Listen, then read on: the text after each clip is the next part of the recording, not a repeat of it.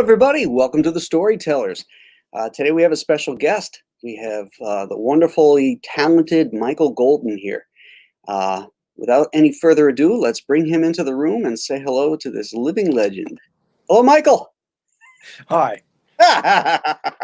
Enjoy it. Living legend. Right. I just want you folks to know that I said everything Michael told me to say. So checks in the mail too. Okay, it's good. Just telling you. Well, I'm glad you could make it, and I appreciate you coming on the show. But before we get into storytelling, there are more important things in life than that, and one of them is Godzilla. Godzilla, of course. Yeah, I agree. You got no argument. I know you're a big Godzilla fan. We've talked about it at shows together. But what I've always wanted to know is, if you look at this thing, every one of these Godzillas is different. Every movie, he was different looking. Yeah. Which one is your favorite Godzilla? And you don't have to do all the modern ones. You know, basically the classic. That's really kind of a hard question for me to ask, because as long as he's a big giant lizard that blows stuff up, right? I'm happy.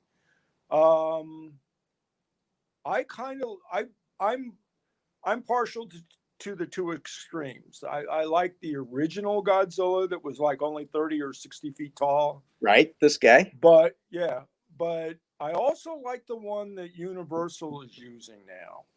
Oh, yeah. In their revamps of King of Monsters and stuff like that. I didn't like the big-eyed kitty cat looking Godzilla. I wasn't really crazy about him. Yeah. Because he just didn't look Godzilla enough. Yeah. He didn't look like he was, going to destroy Tokyo. He just looked like he was going to use it as a litter box or something. Yeah, right here with my pointer is where he started to get a little goofy. I think that's from where he met the sea monster. The two of them ahead of that is where the movie started getting goofy. This one here? Yeah. Yeah, he's got the big eyes. Yeah. Yeah, with the big eyes and but you pretty much nailed it. Those three or four right in there that you originally this one's my favorite. Number 3. One from King Kong meets Godzilla, because it's the most dinosaur looking face, the most lizard looking face. I like the snout because it's long. So that one was always my favorite. Yeah, I like the one that they're using now. He's pretty impressive looking. Oh, that's a fun movie. Yeah, both of them. I like both of them. I'm not really looking forward to the next one, because it's going to be Godzilla versus King Kong, because that's just where the movies are going to go at this point, because they've got to have King Kong grow up to be part of the current movie universe that they're trying to create. So they've got to have King Kong and Godzilla meet. Yeah. Have their little slugfest and then be buddies forever after. Well, no point seeing it now. Yep. So let's talk a little bit about. But then again, they might surprise us and actually have Battle of the Planets. Go for Battle of the Planets, be the next one. Right. That would be cool. Yeah, I'm good with that.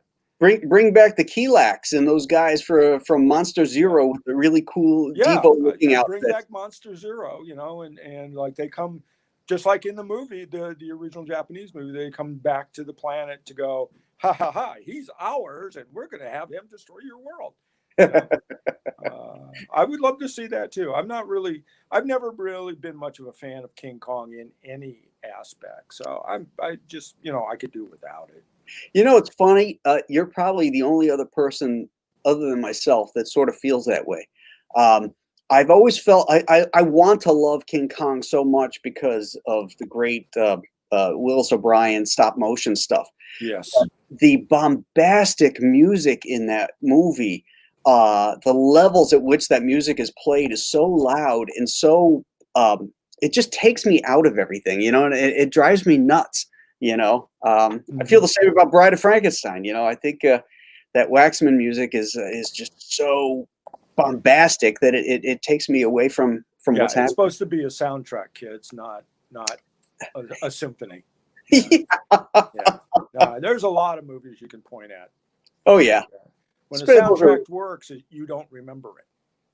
Yeah, and we're talking about early film too, you know, where sound was just pretty new. Kong was what, 1933, and Bride of Frankenstein was 35. So, you know.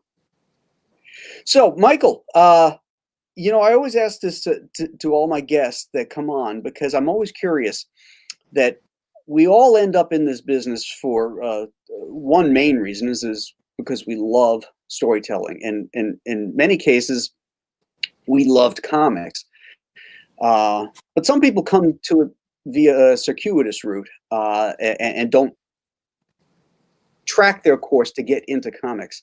What was your story? What got you into comics? Did you always want to be a comic artist? No.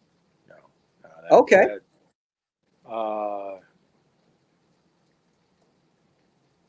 But to say that I was not familiar with it wouldn't be true either. I drew some of my own comics back when I was a kid.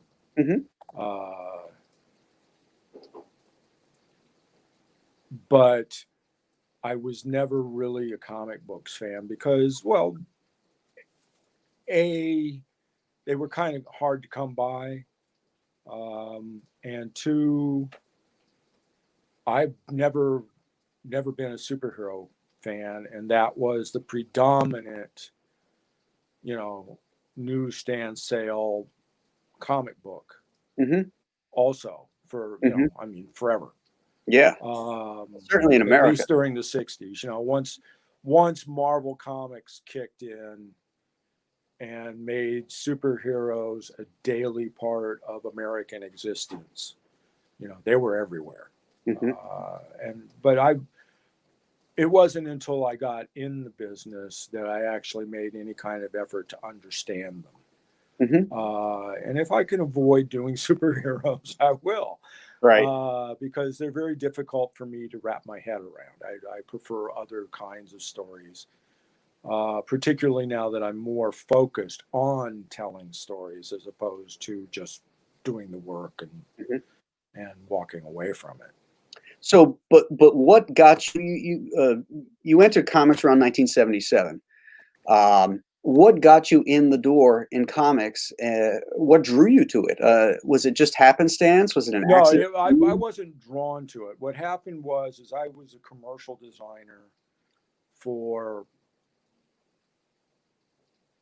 almost 10 years. Okay.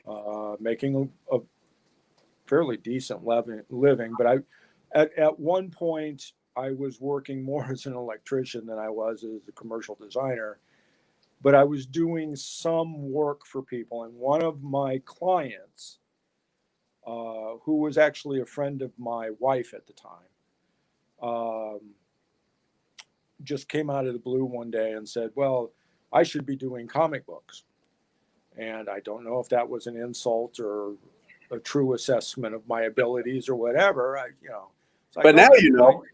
Yeah, it's like fine. It's like I liked it. I mean, this was in the early 70s when some really experimental stuff was going on in American comic books. There was the underground comics where Corbin and those guys came from. But even in the regular mainstream comic books, there was, all of this is when Jack Kirby was doing his Fourth World stuff, which, was groundbreaking by any definition, although a lot of people have always badmouthed it. There was nothing like it, even though it was just rehashing stuff that he had done a million times. Having it land in his lap and being able to make it a personal creation had never really been tried before, and Jack did it. It was also, I think it was in the mid-70s that you started seeing the illustrators coming into this business.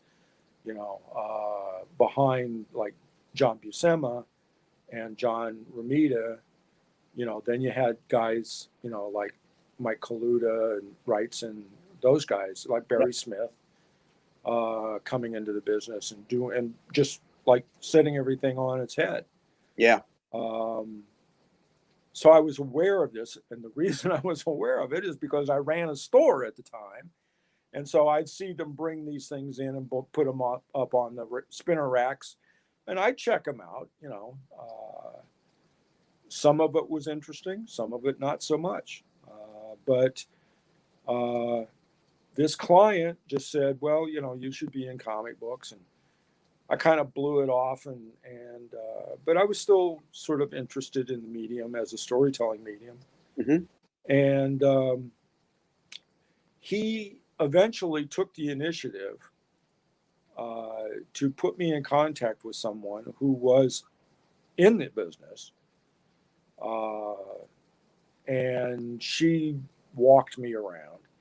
I made a trip. I sent up my portfolio first.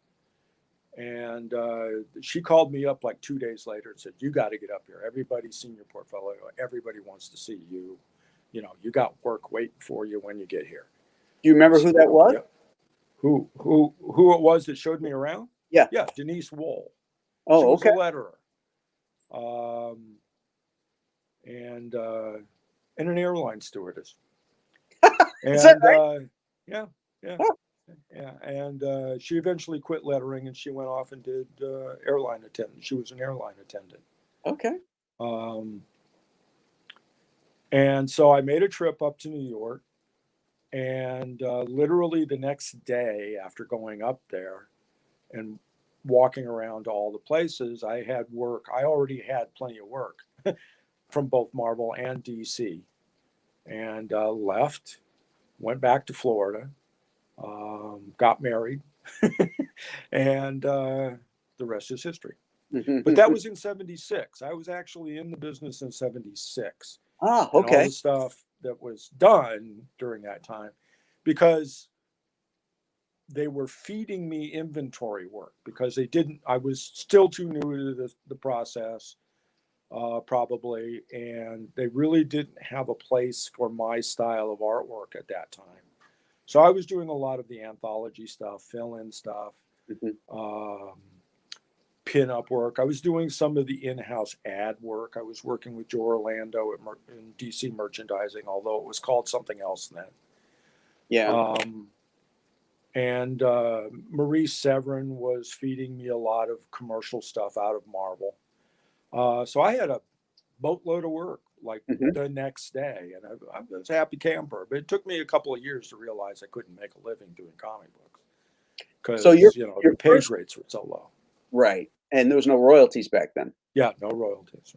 Right. So when you first entered at DC through that person that suggested it, and you got in with Wohl, how did you get in at Marvel? Was that at the same time? Well, it was all the same thing. She was already gone. She had already done all of the introductions, and she was gone.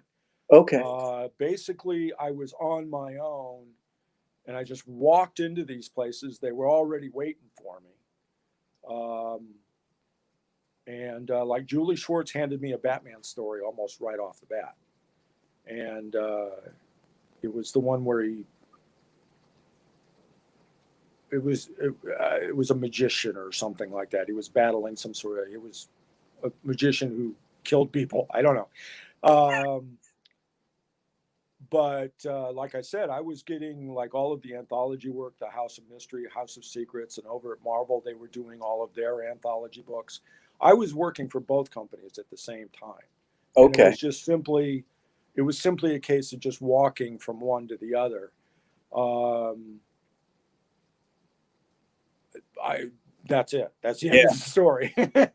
People don't. I don't think a lot of people watching understand what that was like back then, because, both Marvel and DC were located in New York, just in different parts of Manhattan, and you could literally just walk in to the offices, walk in there to the editors.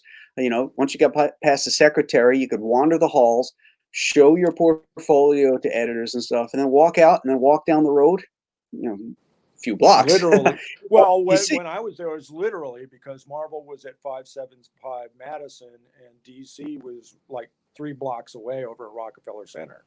Oh, okay. So it's just like, you could just like go right back and forth all the time. And in between was La Fondue, which was a great restaurant. We'll get to that review later. Yeah. Well, they're not there anymore, so the review is meaningless. But it was that long ago that even the restaurant doesn't exist anymore. Now, did you have any inspirations, like comic book inspirations, artists who you admired that you tried to adapt to your own style? Because you have a very influential style. Guys like Art Adams and others have cited you as an inspiration to them. What was your inspiration? The guys who just outright ripped me off, but well, there's that too. But you know what? If you're getting ripped off, then you obviously have a style that people like. So I'm just curious. Was there anybody that you were looking at when you first got in there and saying, you know what, I like what this guy's doing, I like what this guy's doing, I'm going to try and incorporate a little of this, a little of that, and come up with Michael Golden? Well, the short answer to that is no. Like I've already said, I was not at all a comic book reader. I didn't have anything that I followed or anybody that I followed or anything like that. It was, but when I was preparing my portfolio to first show it around, Denise was telling me, well, over at DC, like Neil Adams is the big thing. You have to have that kind of look and feel. Now, for me, that's very difficult because my personal art style was just clear line illustration, and I used color design more than I used line at that time. Mm-hmm. But I got to where I could kind of ape rendering, maybe not very successfully, admittedly, but I could do it. I remember when I was first working, when I did that first Batman job, I was working with a Speedball B6 lettering pen. All right. That's how I inked that whole thing. And when I needed a thin line, I just turned it over and used the top of the little ball to do lines. That's funny. Yeah. Realized I couldn't ink with a pen for nothing, no matter what it was. And, and then when I went to work over at DC, it was Jack Kirby. I mean, they kind of deny it. I've had people involved there just completely deny that they ever said, do it like Kirby. But you know what? That's what I was getting every time I was on the phone, was do it like Kirby.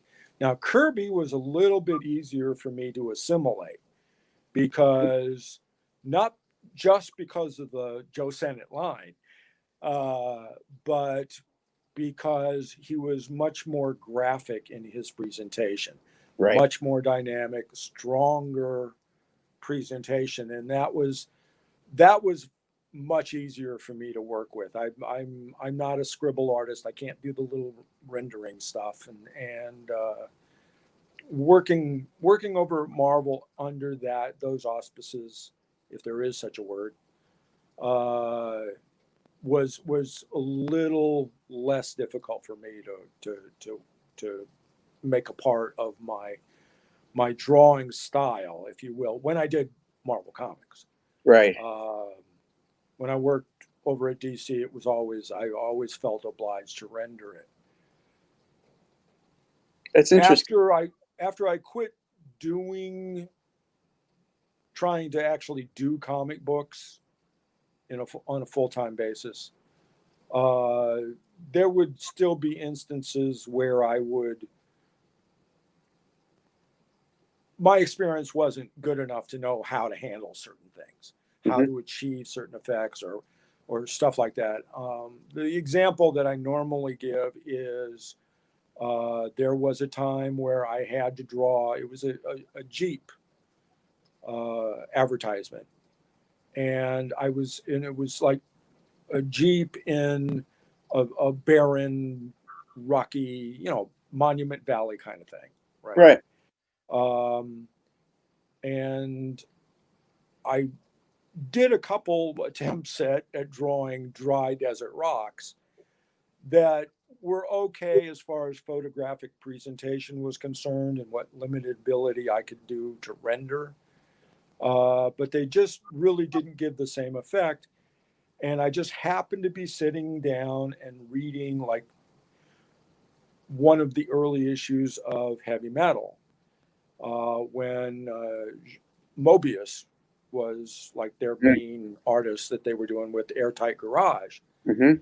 And he has that whole section where he draws it out. It's out in the desert sort of thing. And I was flipping through there and it suddenly dawned on me. It was like, this would work. This is what I'm looking for.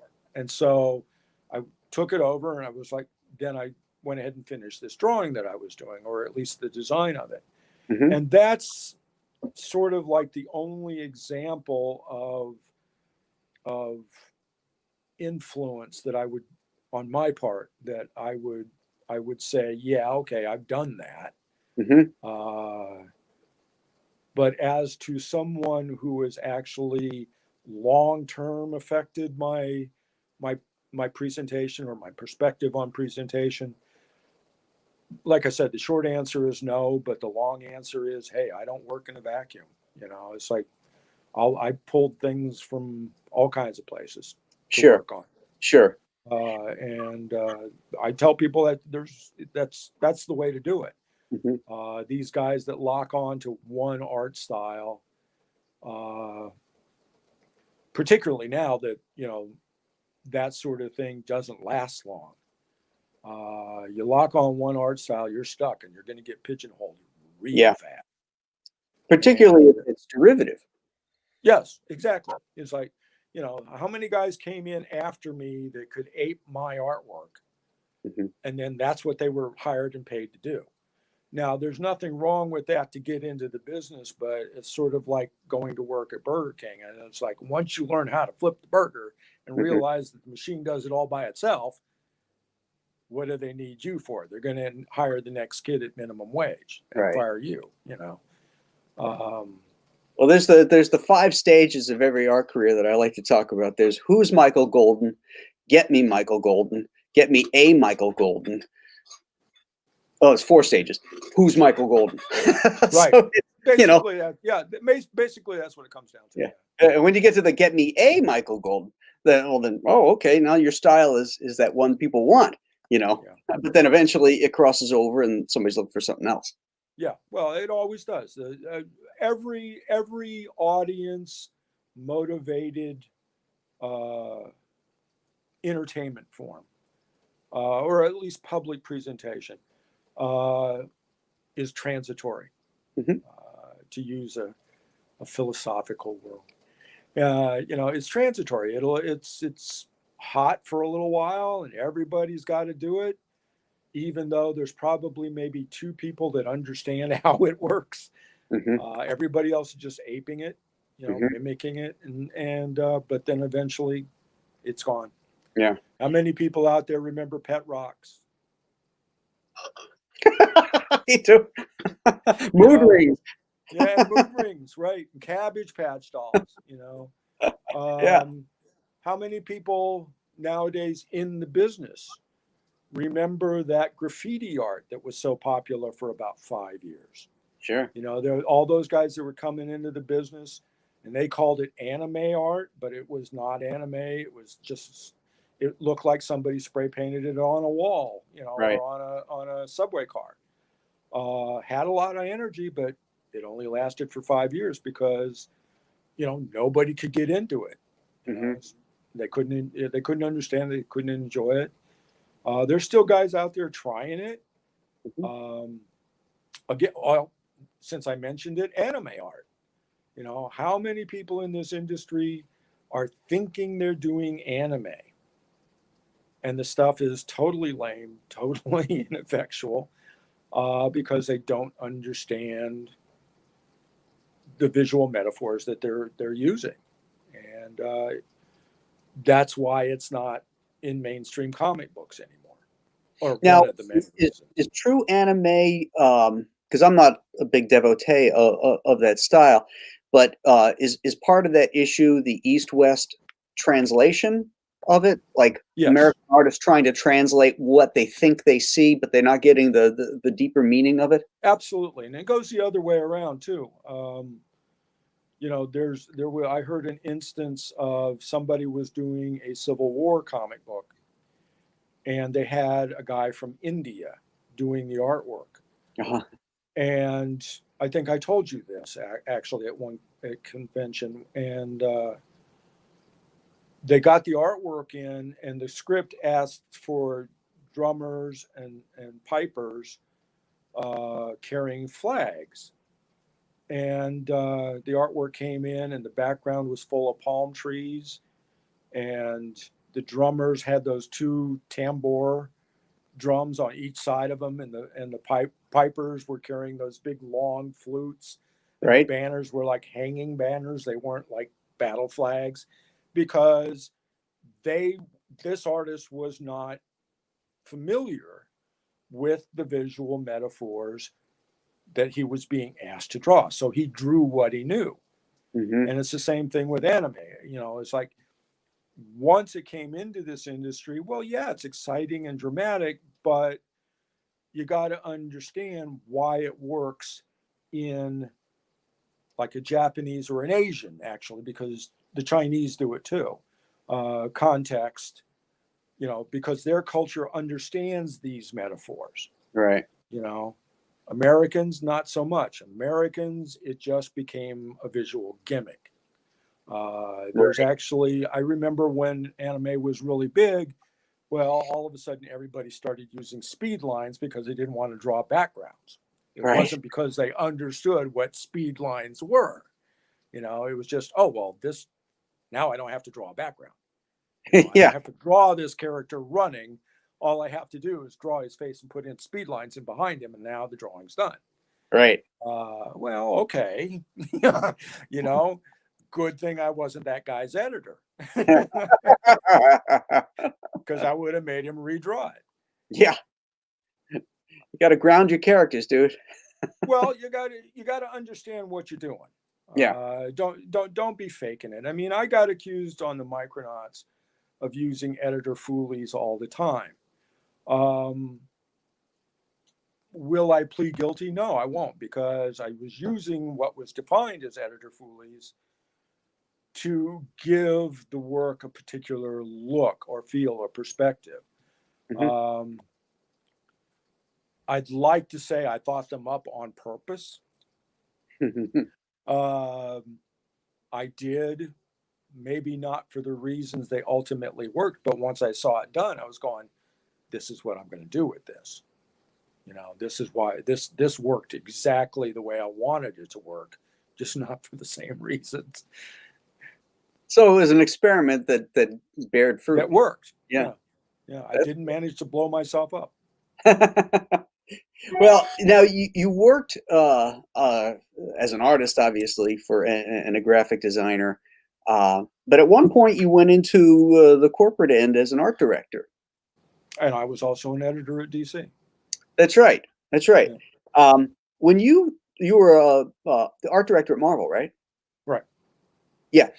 When you took over that job, were you the first art director to take over from Romita? Yes. You were. Oh, so you're the director. Yeah, John was there, then he retired, and then I was there. And then John came back for a little while, and then I don't know what they did. Okay. And is that the point you moved on to DC after John came back? In an editorial capacity? Huh? Oh no, I was an editor at DC almost 10 years before I was Marvel's senior AD. Oh, I was a special projects editor over at DC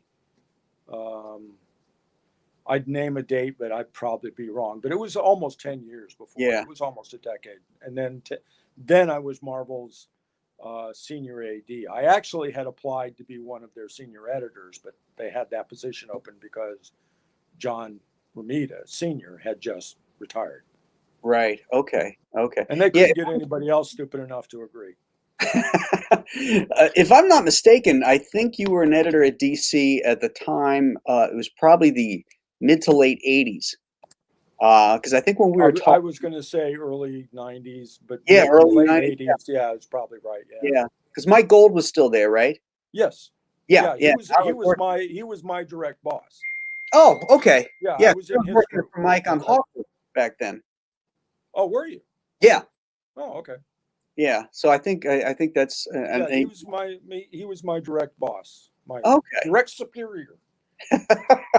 And I was always getting his phone calls. Mike Gold, Mike Golden. Oh, right. You know. That's right. Yeah. So let me keep up on him. Yeah, the lottery called me. You just get on the phone and act like you know what you're talking about. You know, you get all kinds of information. The lottery called for Mike Gold, and all of a sudden you were him. Yes, that's me. That's me. Yep. Oh, I lost my ticket, but like one of the numbers is 15. Here's the bank account number. Make sure you get. Yeah. It goes directly into my bank account. So, you finally learned how to use the brush and the pen, but now you've moved over to digital. You embraced digital technology early on, if I'm not mistaken. Right at the beginning. I was working digitally back when Olaf was still experimenting with Photoshop on Akira. That's what actually moved me in that direction, was that I saw what he was doing coloring Akira. And, once I figured out how it worked, I was going, this is the way this is going to go. This is just makes it much smoother. I was wrong. It just complicated the process even more, ultimately. Like so many things in human technology, it's what you think is a boon is in fact a boon, but the song and dance you got to go through to make it work is a whole nother matter. The corporations found out a way to not pay you for work that you now would do for them, that they didn't no longer have to do, or they didn't have to have a photo department to shoot the artwork. They didn't have to have an art team to color separate. But they were wrong. You still needed a production department to make corrections.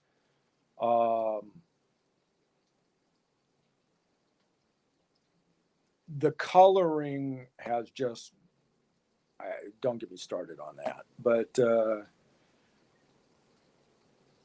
the other thing that I noticed almost immediately once computer coloring and computer production came as a natural thing or a normal thing in this industry, is that it made, instead of facilitating smoother production, like I said at the beginning, easier production, more efficient and effective production, it just bottlenecked things up even worse, because the editors now figured out that they can still sit on the artwork until the very last moment, if not after the last moment, because, we can just call the colorist up and get this changed overnight, or in an hour, and it ended up monkeying up things even worse. Working in comic books now isn't really any different than it was in 1976. We just have more technology to screw up. That's all. Mm-hmm. Yeah, the thing that I whenever I started doing stuff digitally, I never told editors that I was doing anything digital, because as soon as they know that, then they're much more willing to make superfluous changes. Could you just move this arm over here? Yeah. This face. I don't quite like that shade of red. Yeah. Can you turn the head this way a little bit? You know, I'm like, gee, I have to white it out and do a paste up. And okay, it's good enough. It's good enough. Well, I was working digitally for 5 years before anybody caught on. Then they started asking, and I don't know what gave it away, but I mean, I was doing my line art, coloring, everything on computer for 5 years before anybody caught on. Well, before anybody asked me, and then I sort of said, well, you know, I do the line art, you know, but I do the coloring, you know, in Photoshop. Well, the fact of the matter is I was doing it all. Right. And complete digital file. Yeah. Yeah. Wow. Okay. Did you ever work at Continuity? I worked with Continuity. I've never worked. Okay, you aren't one of those guys like Rudy Neverest or Howard that worked there at one point in their career? No. Okay. So how did you talk about the creation of Bucky O'Hare and how that came about? Well, I'll give you the short story because the long story is long. Basically, if I understood correctly, Larry Hama created Bucky O'Hare, or the initial version of it. And he presented it to DC. And I don't know if regular DC editorial was interested in it or not. I that part of it pre me, I'm sort of vague on the particulars, but I do know that Larry created it. It was sitting over at DC.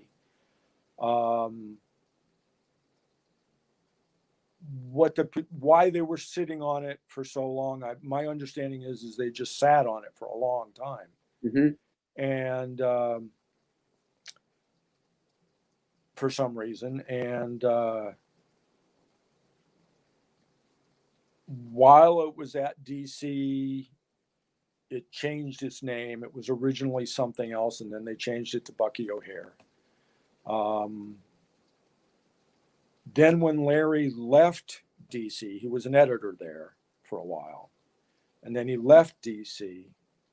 And at that point in time, he asked DC what they were going to do with this. And I guess they just sort of like gave it up and said, well, we're not going to really do any, or maybe it was, I think more it was, well, we're still doing our research, our market research or whatever, you know, and Larry sort of, a lot of this. Okay. And because it was during the implosion, I don't know if you remember the history of the implosion, but anyway, you were there, or no, you weren't maybe. I came slightly after that. Yeah. Okay. Well, during the implosion, I imagine they were just sitting on everything because they didn't want to commit to anything because you know they were trying to button up their bank account. And instead of filing bankruptcy like Marvel did, DC tried to just sit it out. So I think Larry just said, well, no, you've been sitting on it for X amount of time. I've got somebody else who's interested in it. I'm just going to take it. And he took it, walked away with it. And ironically, a year later, DC came out with Captain Carrot. We won't go there. But in the meantime, I guess Neil Adams was interested in it. And he was trying to start his own publishing venture. And one of the properties he wanted to pick up on was Bucky O'Hare because Larry Hama worked at Continuity. He had an office there. And that's it. And how did you get involved? That's a good question. I think I've told you previously some version of that story. I'm just going to say that, you know, somewhere along the lines, well, I think it was when I was still working with Larry over at DC, when he was my editor on Mr. Miracle. Okay. I think that's when he first asked me if I was interested in being involved in it. And it was still at DC at the time. So I think we were still thinking of it as a creator-owned DC property. Right. Then it went over to continuity.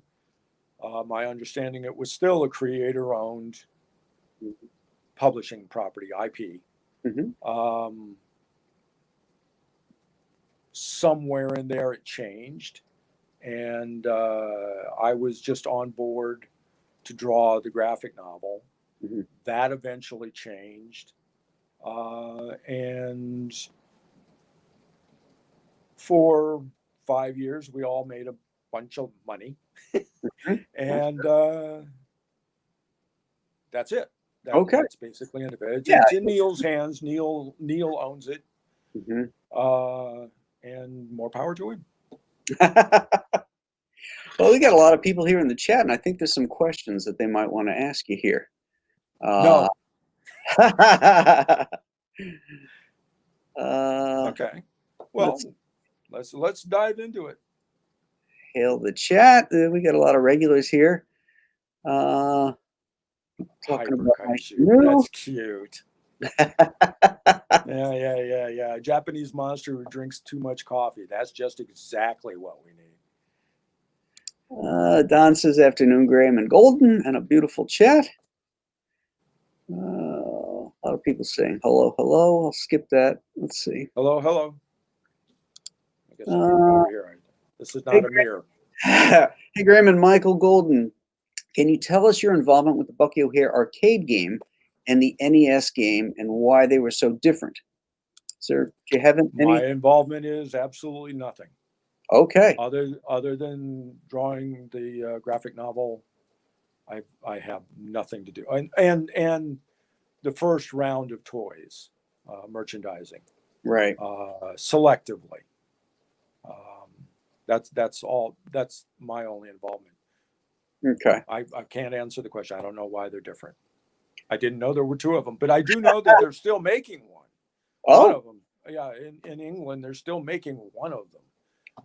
Because every time I go to Europe, somebody will show up with a cassette. One of those little cassettes about that big. Right. And want me to sign it. And it's got a Bucky O'Hare jacket on it. And I said, are they still making these things? And oh yeah, I just bought it just because I knew you were coming. So somebody's still making it. Mark with a C is a big fan of the Micronauts, and especially the first 12 issues with Mike's fantastic art. Thank you. All right. Tara Wombat, I bought US 1 and Saga of Crystar solely for Michael Golden covers.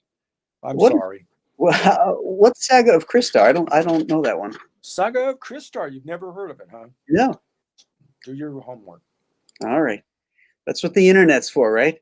Yeah. And it'll tell you the truth too. Taz Truth says, "Hail Graham, Noel, Michael Golden, two amazing legends." Hey, we can't argue with that. No argument there. Michael and I are in agreement. And we're humble too. That's right. But go on, tell us some more. Yeah. Feel free, Great show. And dollar bills, please. It's 20s would be preferred. We miss Marionette. Whatever happened to her character, Michael? Good question. Ask Marvel. Okay. Marvel still owns her. She was one of the Marvel characters. Okay. Was that? I imagine if they ever get around to doing the movie, though, they'll have a version of her. Oh, okay. Now, is that a character you created for Micronauts? Yes. Oh, okay. Yeah. And Commander Ran and Bug are mine. Nice. It was great to meet Michael at the last NYCC and happy to come home with lots of signed prints. Well, thank you very much. If you go to the conventions that Michael's at, you should just check out his prints. They're absolutely gorgeous. The color, the printing, they're just great. And you should pick up lots of them. Now, wait a minute, Graham. I didn't pay you for the extras, okay? No, but I'll show you. Don't worry. I only wanted the great intro, all right? All of the glad handing afterwards is not necessary. No, but it's true. They are beautiful. Thank you. Thank you very much. Rob Bersino. Hi, Rob. Yeah. He says, "Hey, guys." Rob? Yeah. Remember of course. Rob? Yeah. Yeah. Hi, Rob. Rob's a good guy. That's what we tell everybody. And we wrote that on the bathroom wall. Walden Wong Art. He's another fan of the two of us. That's very nice. Thank you, Walden. Thank you, Walden. Oh, here we go. Or when foreign colors the Texas flag wrong. Yep. In reference to, Oh, no, it's even worse when they draw it wrong and it comes out being the Puerto Rican flag. Oh, yeah, right? Yeah. Yeah. Yeah. Oh, when I have a Texas sticker on one of my bags, and somebody asked me if I was from Puerto Rico. Oh, geez. Yeah, I look like I'm from Puerto Rico. When I was talking to Bo Smith on the show, he was discussing how when he was writing for foreign artists, he has to be careful how he phrases descriptions of panels. Yes. Like he had a scene where this character was beating the shit out of somebody. And when the pages came back, the guy had these turds coming out of his rear end. Sure. During the fight, because he thought literally he meant he'd beaten the shit out of him. Beating the shit out of him. Yeah. No, yeah. I mean, that's so funny. That is sort of, no faulting any of these guys. Oh, no. By the way, some of these guys are exceptional artists. Oh. But they don't understand the medium. First off, or the metaphors. Mm-hmm. And that is how all these writers write. They write with the metaphors that we all understand. Mm-hmm. But when it goes to Brazil, or it goes to India, or wherever, you've got to make sure that when you put down, like I said about the story with the drum, you've got to either be very specific about the drum, or send reference, right. And say, this is what I want you to draw, or the same thing with writers. I mean, I had somebody point out, I forget where we were, but we were watching Indian TV commercials. And one commercial came on, and a person who was with me, who was intimately familiar with Indian culture and society, immediately pointed out that this commercial was obviously made in Europe or in the United States, because it had people interacting in a way that would never, ever happen in Indian society. So It goes both ways. You got to know what you're dealing with. You can't just boldface, unless you're just going to make everything up. Right. Like you're going to write Lord of the Rings or whatever. Right. And you just make everything up. Yeah. You've got to make sure that the person you're communicating with knows the metaphors that you're trying to get them to express. But Chuck and I had done some books for Graphic India, and we had an editor in India that spoke incredible English, better than me, as a guide for some of to review the drawings that I would do, because like I might put something on a street scene that we might see here in America, but you would never see in an Indian street scene. And there was a couple instances where he says you'd never find that here, or the shoes that they were wearing, or something like that. And so that was very helpful for me to get that grounding in the artwork, so that the people reading it in India would not realize that maybe it was done somewhere else. Right. So that's important when you're doing that, is to have somebody on the other side as your guide, or make sure you damn well do your homework. Well, that the latter part of that statement is something that I have always insisted on in my own work, but also as an editor and art director, is that when you're being asked to present something, like you said, do your homework. Yeah. Mm-hmm. The days of just drawing square blocks and putting more square blocks on them to be windows and buildings are gone. Mm-hmm. The days of just drawing rectangular boxes, and those are supposed to be cars, are gone.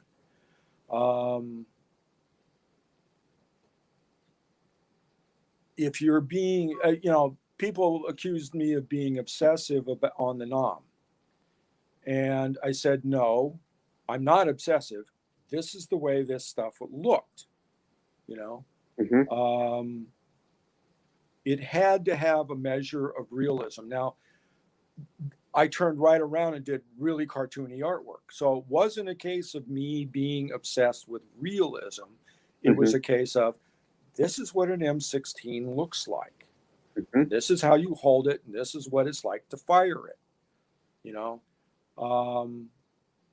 No faulting Joe Kubert, but Russ Heath understood that when Sergeant Rock fired a Tommy gun on full auto, the thing was all over the place. If you've ever actually shot one, holding a Tommy gun at a stationary target is darn near impossible. Holds up and right.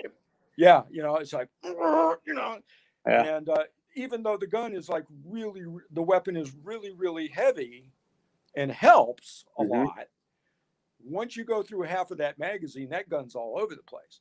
And you kind of have to understand that. It's the same thing, like in the Nam, the sergeant has got an M14. Now, unless you've actually ever fired one on full auto, or carried one for that matter, you have no idea that this thing is like toting around a Volkswagen. The thing weighs a ton.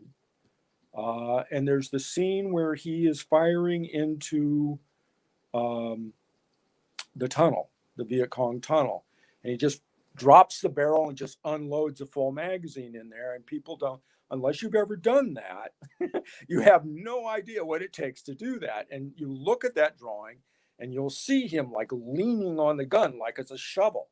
Yeah. The reason he's doing that is because you're firing, full powered 308 through a weapon that itself is like 20 pounds. Right.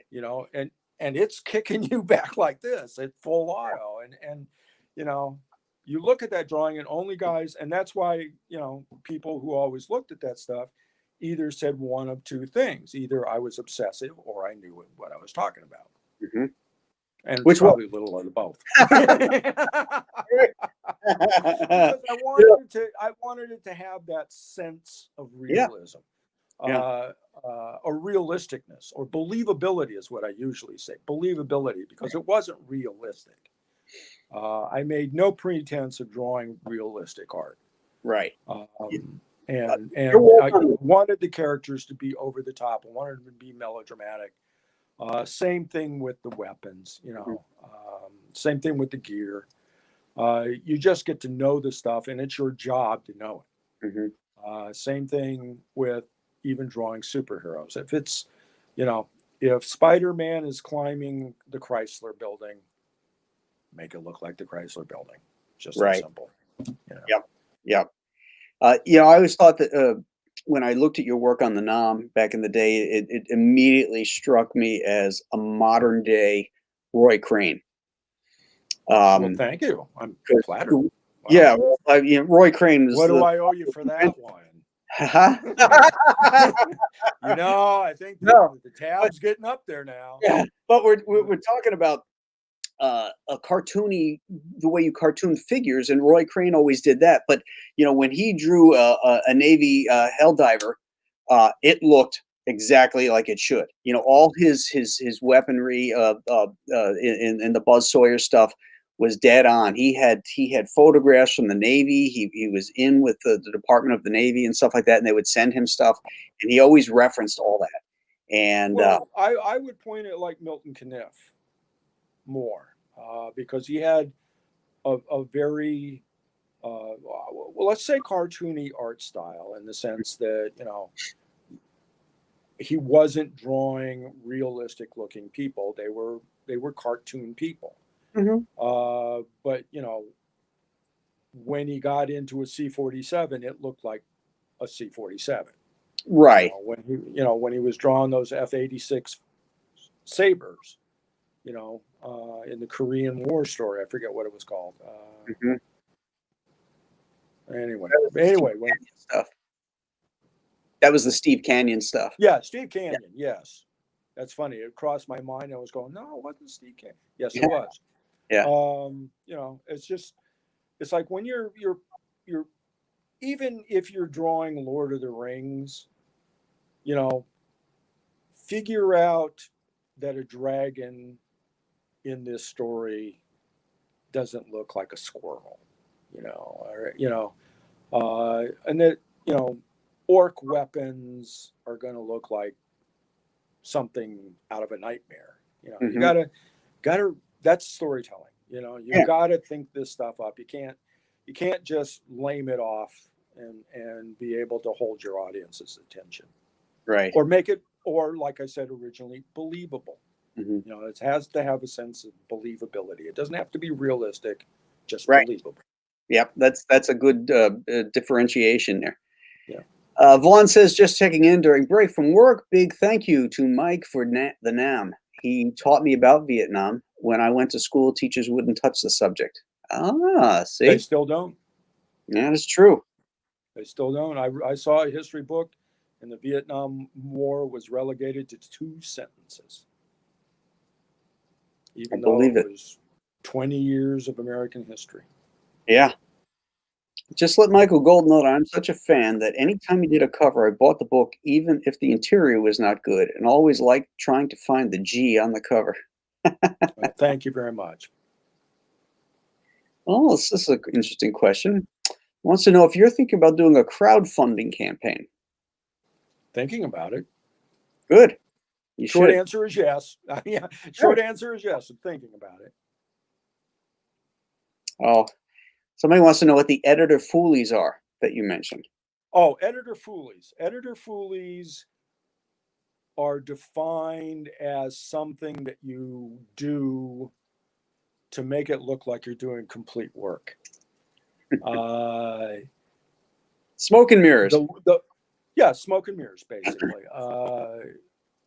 In commercial art, we had another name for it that I'm not going to say on the internet because some little kid is probably listening. But I hope not. I use a lot of naughty words. Yeah, basically, it's in commercial work, what we would do is if we had trouble with an art director or a client or whatever, or we perceived we were going to, you would do overlays. And on these overlays, you would put things on them that were not going to be acceptable. And what you do is you turn that in, and everybody would lose their mind and go nuclear. And then you go, and they'd say, well, we can't have that. We can't have that. And you go, no problem. Take off one overlay, take off the other overlay until you get to the piece to where you knew this is what they wanted, and you just did it once and it's done. You're not making like constant changes or anything like that. In comic books, let's go ahead and use the Micronauts example. There was a time in the story where I needed the characters themselves did not have enough graphic impact to move the story forward. They were all kind of bland characters. If you look at the designs for the characters, they're all like just line art. And to move the eye across the page, I developed this technique for adding blacks where seemingly there would be no blacks. It's not like there would be shadows or anything like that, or different planes in the action. I would just throw in blacks. And I got caught on it. They were called editor foolies. At which point I turned around, watch this two-step, guys. I turned around and said, no, that is an alien environment. And those graphic elements that I put on there not only belong to that alien environment, indicating that something was moving or something was there that you couldn't see, But if you look at the page, it moves the reading across the page from left to right, up and down. Mm-hmm. And the editor bought it. But once I explained it in that context, it actually made sense. I wasn't really just all BS. Right. It really did serve that purpose, admittedly after the fact, but it worked. That's an editor pooling. Yeah, but I think some of that stuff happens as a innate understanding. Like you might not be thinking about that, but that the eye has to be directed, whether it be through line or design, of course, blacks and whites and contrasts and stuff like that. And you might have just stuck that in there, but then innately you're thinking, well, this does guide the reader through. Well, sure. If I was able to think it up after the fact, it worked. Yeah. That way. Yeah, exactly. But at the time, it was just to get it through editorial, so right. I wouldn't have to redraw anything, or that I wouldn't have to draw a background, or I wouldn't have to draw this, or wouldn't have to draw that. It was a case of, well, what can I do to expedite this deadline? But then ultimately, when questioned on it, this is how it worked, and it worked good in that context. Right. So this gentleman, Dr. Mask, has a killer moth sketch you did for him at a con. Whoever sees it is blown away by it. Do you enjoy working on things you have never drawn or things you are more familiar with?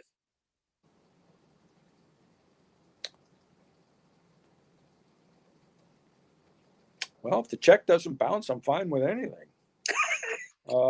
Perfect. and I'm not blowing it off or being facetious. This is what I do for a living. Mm-hmm. Right. I've drawn killer moth many times. But every now and again, somebody will come up with something that I've never drawn before, and it's a challenge. Right. Particularly if you're at particularly if you're at a convention, sure. and you don't have access to the reference very easily. You got to look it up on your iPad or whatever, but exactly.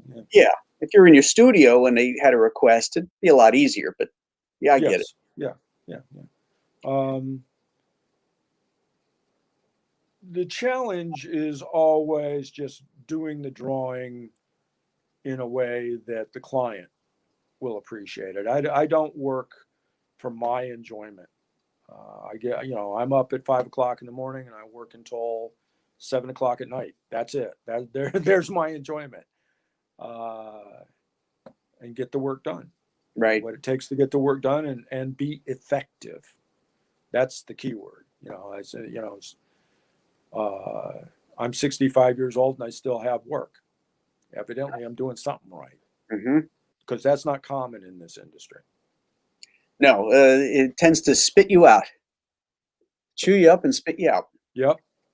Once you're past the flavor of the week, start watching your back, for kids. Can Michael talk about his work with Jackie Chan? Only if you spell my name right, Todd. Oops. Sorry, no answer. Todd, get back in the chat room and ask me something specific. I'm not sure what it is you would be looking for informationally about Jackie Chan. Did you work with Jackie Chan on a No. project? Oh, okay. Yeah, that was it was ostensibly a Jackie Chan. Okay, see, you got me doing it. Very good. You're a good interviewer. I've got something to talk about Jackie Chan. Renee and Jackie Chan are friends. And she wanted to do a Jackie Chan project at Marvel, if I understood the story correctly. She took it with her to Tops, which is where I got brought in. Originally, I was just doing covers, but then they wanted to do a series. So we started a series, and then Tops went, canceled their comic books line. And it's been sitting around kind of nebulous ever since. But the reason that project happened was because of Renee and her friendship with Jackie Chan. I've never met the man. I don't know. For a few of your Marvel projects, you both penciled and colored the art. Was coloring something you wanted or insisted on doing to earn more income? No, not to earn more income. I was so fed up working in a collaborative effort with people who were not qualified to do their jobs. And anybody who knew me back in the 70s or even in the 80s, they were always hearing me bellyache about this subject. And I was constantly saying that if I could do it all myself, I would. And, I admired Richard Corbin, who actually did it even more anally than me. He actually sat down and cut his own separations, color separations, and line screens to do his coloring. Mm-hmm. And I learned how to do that. I mean, I worked at a newspaper. I knew how to do this sort of thing. For viewers that are listening, color separation was handled when you had to do a ruby lith overlay for each color plate, and they had to be cut out individually. So there's a yellow, a red, cyan blue, or it's actually magenta, yellow, cyan, and then black. And that's how they used to separate them. So for the layman, it's red, yellow, blue, and green, or red, yellow, blue, and black. And black. CMYK. Right. Yeah. See, I get lost because I call it CMYK too, but everybody else go, what's a CMYK? What's the K? What do you mean? Shouldn't it be B for black? Yeah. Or what's the C? Why isn't it B for blue? Right. But anyway, I was always saying that if I could do all of it myself, I would. And when the digital technology became available, I embraced it wholeheartedly. Mm-hmm. Like I said, I was doing it on my commercial work back when Steve Olaf was coloring Akira, and it was a brand new thing. And Photoshop 2.0, and the memory on our computers was less than your toaster oven. A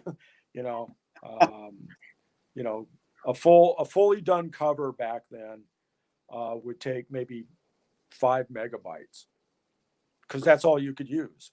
Yeah. Because otherwise you'd freeze your computer. Right. Nowadays, of course, you're talking gigabytes for some of these covers. So, sure. Yeah. It wasn't a case of I wanted more income. I just wanted more control of the product, because very early on, my priority became the storytelling. Once I realized I couldn't draw for shit, I started to focus in less on being an artist than on being a storyteller, because I could get past whatever weaknesses my work had, either in writing, drawing, coloring, lettering, anything, if I paid attention to the storytelling. Mm-hmm. And so it's more a case of just being a control freak. But not really. I don't consider myself a control freak. It's just a case of trying to get past lack of insight, if not outright incompetence. And sorry for those. I'm not going to point names at anybody. I point my finger at anybody. I'm just saying that's the reason I do it. It's more a case of I see what is done to it. And in very few instances, it seems like it's done. Well, I'll just say competently, or even with any kind of measure of insight or respect. Mm-hmm. It's just, they just don't get it. Yeah. Whoever it is. And so it's just easier for me to do it myself. And it's actually faster too. Believe it or not, it's actually because I think in color. I've already got the color in my head long before I even lay down any lines. Inking it, I already know what the rendering needs to be to accommodate the coloring. And so then I do the penciling just to indicate basically where the lines go, because I already know where the lines are going to go to accommodate the coloring. Right. So it actually moves much faster when I do it all myself. Hard to believe, but it does. And there's going to be editors out there hearing this going, yeah, but you take forever anyway, Golden. Who cares if it takes you another 6 months just to color the thing? You know, so there you go. You should read some of these comments, because the one gentleman said that if a cover had a Michael Golden cover, he was buying it regardless of what was in the inside. So, I mean, well, that's my validation, but yeah, people can either buy into that or they don't. It was why I was the cover artist, in this industry for 20 years, for an entire generation and a half. It's why I influenced so many people in this industry, at least 3 generations. And they're still copying my work. They just don't know it. And it's why I was a successful commercial designer since 1968, because I always brought something to the table, and I made the effort to know how to do it. Right. See, Golden, great interview, Graham. Thank you, Darren. Thank you, Darren. You know who Darren is, right? Darren? I do. Yeah. He okay. Fellow QB. He went to Kubert School, I think. Yes. He was my assistant art director at Marvel. Yeah. Okay. Yeah. Guy's very cool. Dick.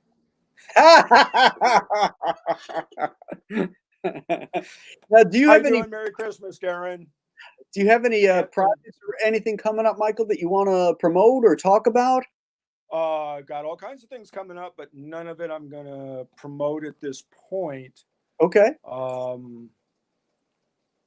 Both of the projects that have my priority right now, without any kind of self-aggrandizement or hyperbola, is things that have never been seen before, not just by me, but ever.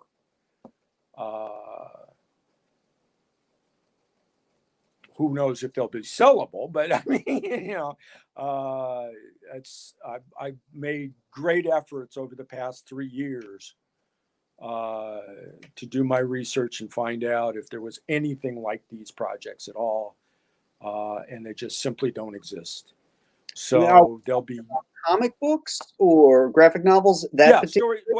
Storytelling material. Yes. Okay. Perfect. We had many discussions as to the formats for these things, and I guess I can go ahead and say that we have settled that they will in fact be produced as floppies first, simply as a primer. Floppies are an accessible primer, and I think that's the only reason why they're still done. Why the Europeans have actually moved toward floppies. It's because they're an accessible primer. And the kid can just stick it in his backpack and take it with him anywhere he wants. One of the projects was conceived, at least by me, originally as 300-page graphic novels, which they will eventually be anyway. But I've already planned them out to be, when they go to graphic novels and albums, they will actually be different projects and different packages and different presentations than what I'm doing for the floppies. Nice. So it'll be a completely different project by then. Do you have a publisher for that, or is this something? Of course. Are you going to Renee? Come on. Okay. I've got Renee. Yeah. Actually, she co-created the one project with me. So. We have a pumpkin alert. Pumpkin alert. Hello, pumpkin. She pops into my show to me. She pops into my show every once in a while, and people, pumpkin sighting. Pumpkin sighting. Wait a minute. pumpkin smelling. Wait, I think she really wants your attention. I've been on shows where she's been up there ringing the outdoor bells to go outside, and she's up there ringing them like a maniac, and I'm on the show. I'm like, oh, shit. Come on, pumpkin. Yep. Kids. Yeah. You know, what can you do? What are you going to do? Well, Michael, I want to thank you for spending the time and coming on the show and talking. You're quite welcome.